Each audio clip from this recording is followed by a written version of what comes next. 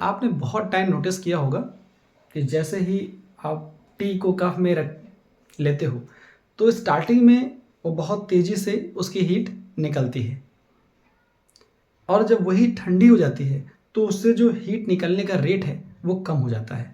आपने ऐसा नोटिस किया होगा, उससे से रिलेटेड ये ला है। When a hot body is kept in air या ओपन स्पेस तो वो क्या होती है, वो कूल डाउन होना स्टार्ट हो जाती है। It slowly cool down until its temperature become equal to surrounding temperature, और वो तब तक कूल होती है जब तक उसका टेम्परेचर सराउंडिंग टेम्परेचर से मैच नहीं कर जाता, इक्वल नहीं हो जाता, तब तक वो उससे हीट निकलती रहती है। तो मेरा क्वेश्चन ये है कि ज़्यादा हीट कब निकलेगी। न्यूटन्स का ये जो लॉ है इसकी अपनी लिमिटेशन, इसकी सर्टेन लिमिटेशन भी है, क्योंकि ये तभी लगेगा जब temperature difference more than 30 degree हो, इससे ज़्यादा ना हो। क्या होना चाहिए, it will applicable when temperature difference not to be more than 30 degree celsius. 30 degree celsius से कम होगा तब ये अप्लाई होगा। और दूसरी बात ये भी होती है, जो हीट होनी चाहिए वो हीट रेडिएट होनी चाहिए इन द फॉर्म ऑफ रेडिएशन, कोई और मेथड ना हो, कंडक्शन ना हो, कन्वेक्शन ना हो, ये ध्यान रखना है। तो मैं लिखने जा रहा हूँ रेट ऑफ कूलिंग क्या होता है, फिर मैं बात करता हूँ कि इसके दो ग्राफ होते हैं वो बहुत इंपॉर्टेंट है, और इससे रिलेटेड जो न्यूमेरिकल होता है वो बहुत आसान होता है, उसका क्या फॉर्मूला होगा वो भी हम लिख लेंगे। तो न्यूटन्स लॉ ऑफ कूलिंग पहले लिख लिया जाए। According to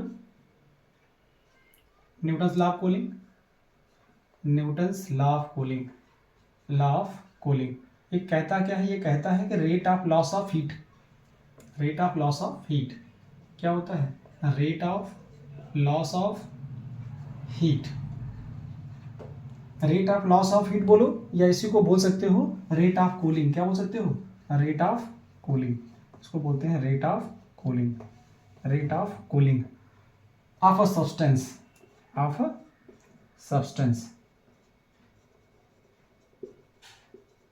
substance is directly proportional to the is directly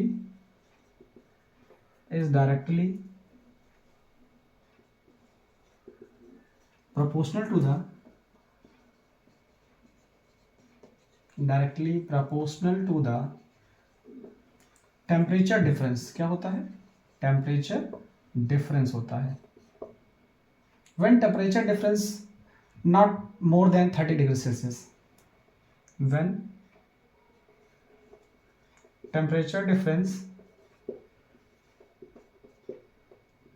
not more than 30 degrees Celsius, more than 30 degree Celsius and heat, जो लॉस ऑफ हीट हो it must be in form of radiation, and heat loss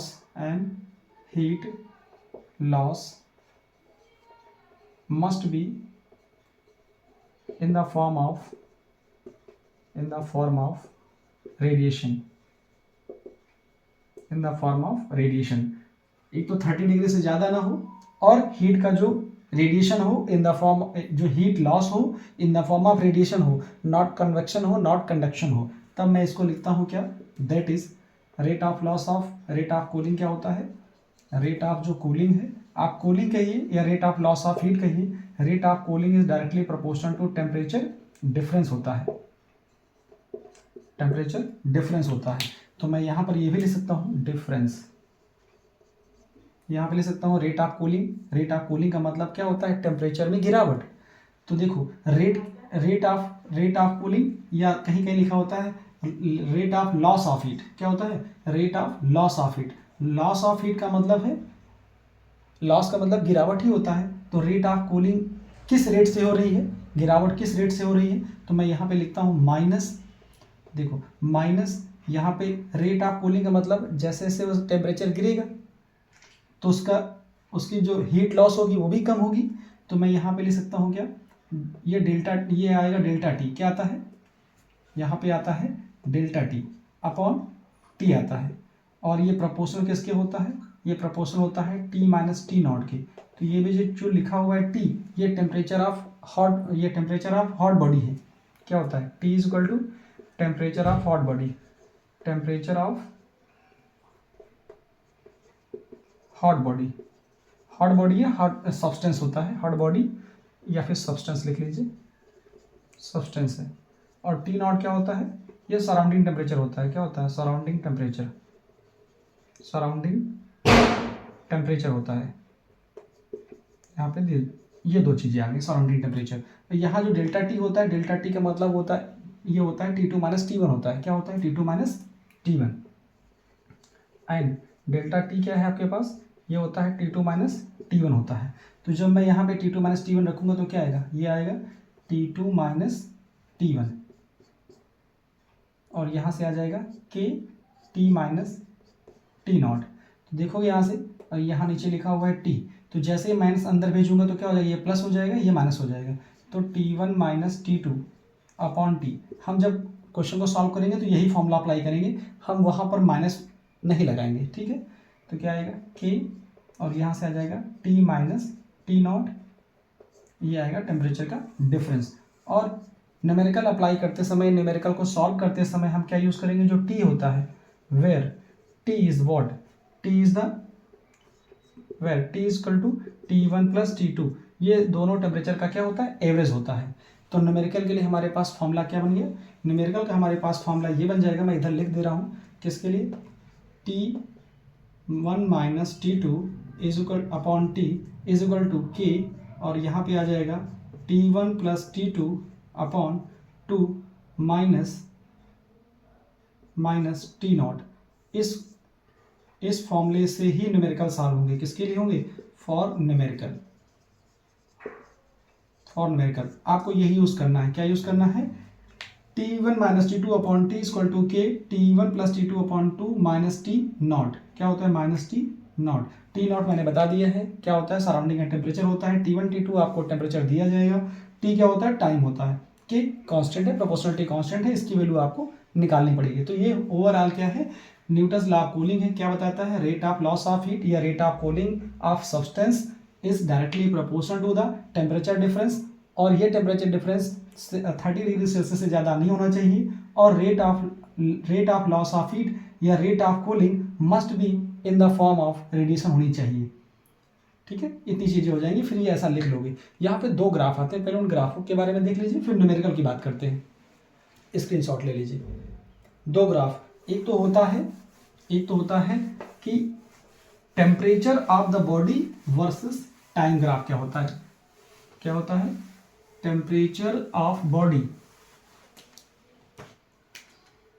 graph, temperature of body, कौन body, temperature of body, body कैसी है, hot body है, ठीक है, hot body versus time graph, time T graph. तो कैसे graph बनाओगे, क्योंकि जो रेट ऑफ कूलिंग होती है वो टाइम के साथ बहुत तेज़ी से होती है, क्योंकि शुरुआत में जब टेम्परेचर ज़्यादा होता है तो लॉस भी ज़्यादा होता है। तो आप इसको ऐसे बनाते हो, कैसे बनाते हो, चलो ये हो गया इधर टेम्परेचर, ये होता है टी, इधर होता है टाइम, इसको ऐसे बनाते हो टाइम, ये टी हो गया। तो यहाँ जो ग्राफ बनता है इसका वो ऐसे बनता है, ठीक है। धीरे बहुत तेज़ी से इसका ग्राफ गिरता है, जब टेम्परेचर ज़्यादा होता है तब लॉस भी ज़्यादा होता है। इस चीज़ को आप न्यूटन्स लॉ ऑफ कूलिंग से अच्छे से समझ सकते हो, क्योंकि जब टेम्परेचर डिफरेंस ज़्यादा होगा तो लॉस भी ज़्यादा होगा, यही तो लॉ बताता है। अच्छा, एक और ग्राफ होता है इसमें, एक ग्राफ ये होता है कि मुझे अगर ग्राफ बनाना हो, किसमें ग्राफ, इसमें देखो, graph between T minus T not, अच्छा इसको ऐसा लिख दो, between log E T minus T not and time, इसमें ग्राफ बनाना हो टाइम में, तो कैसे ग्राफ बनाएंगे, ये तो इसका ग्राफ हो गया। अब एक ग्राफ ये भी होता है, किसमें, T log E T minus T not, तो ऐसा ग्राफ बनाओगे तो क्या बनेगा, यहाँ पे ऐसा लिखोगे, इधर लिखोगे टी, ये टाइम होता है, और इधर देखो जब हम डेरिवेशन कर रहे होते हैं ना, तो ये स्टेप मुझे मिलता है बीच में कहीं, log E T minus T not, तो इधर मैं लिखूंगा log E T minus T not, इधर आ गया। अब यहाँ पे जो ग्राफ बनता है वो स्ट्रेट लाइन बनती है ऐसे, कभी कभी ये भी रहता है। तो आप अगर देखने को मिले कि न्यूटन्स लॉ ऑफ कूलिंग के जो ग्राफ होते हैं वो क्या होते हैं, ये जो ग्राफ होगा वो हॉट बॉडी का जो टेम्परेचर होगा और टाइम के साथ कैसा ग्राफ बनेगा, ये बनेगा। यहाँ पर क्या हो रहा है, यहाँ पे हॉट बॉडी और सराउंडिंग टेम्परेचर दोनों के डिफरेंस का लॉग है और टाइम के साथ रिलेशन होता है, तो ऐसा ग्राफ मिलता है। तो इसका भी स्क्रीनशॉट ले लीजिए। फिर हम लोग बात करते हैं इसके एक बेस्ट क्वेश्चन की। ठीक है, तो क्वेश्चन लिखा जाए, चलो लिखो। अ बॉडी कूल्स फ्रॉम, क्वेश्चन की अप्रोच बहुत अच्छी रखनी है आपको, और क्वेश्चन को पहले देख लो कैसे होता है। A body cools from, a body, एक बॉडी है जो कूल्स होती है, cools from 80 degree celsius to 50 degree celsius in 5 minute. ये आपको डेटा दे दिया गया है। Calculate the time, calculate the time, the time it will take, calculate the time it takes, ऐसा लिख सकता हूँ, calculate the time it takes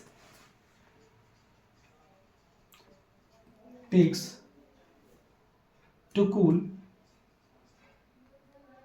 cools from 60 degree Celsius to 30 degree Celsius, 30 degree Celsius if surrounding temperature is 20 degree Celsius. तो ये data दे दिया गया है, आपको बात करनी है, सॉल्यूशन बनाना है इसका कि सराउंडिंग का टेम्परेचर कितना है।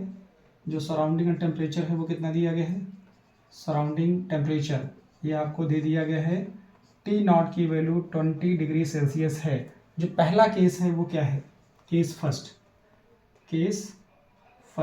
जो केस फर्स्ट है उसमें जो कूलिंग हो रही है वो 80 डिग्री सेल्सियस से कहाँ हो रही है, 80 डिग्री सेल्सियस से हो रही है 50 डिग्री सेल्सियस में।